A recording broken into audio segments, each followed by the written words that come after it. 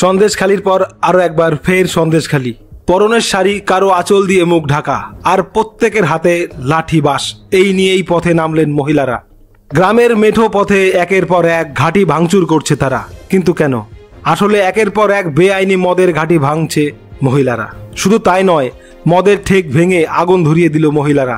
এলাকার মহিলাদের দাবি, চোলাই মদ খেয়ে তাদের স্বামীরা বাড়িতে ফেরেন আর রোজ অশান্তি করেন, মারধর করেন। সেই কারণেই মদের ঘাঁটি ভাঙছে তারা। ঘটনাটি হাওড়ার জগৎবল্লভপুরের মুন্সির হাটের নবাসন এলাকার ঘটনা। এলাকায় বেআইনি মদের ঠেক চলছিল দীর্ঘদিন ধরে। গ্রামের মহিলাদের অভিযোগ, পুলিশকে জানিয়েও কাজ হয়নি। তাদের দাবি, মদের নেশায় সর্বশান্ত হচ্ছে গ্রামের পুরুষেরা। এরপরই আজ বাঁশ লাঠি হাতে চড়াও হন তারা। ভেঙে দেয় মদের ঠেক, আগুন ধরিয়ে দেওয়া হয়। ঘটনায় চাঞ্চল্য ছড়ায়। তাই বসিরহাটের সন্দেশখালির মতো আইন নিজের হাতে তুলে নিলেন হাওড়ার জগৎবল্লভপুরের মুন্সির হাটের নাবাসন এলাকার মহিলারা। এ যেন আরেক সন্দেশখালি।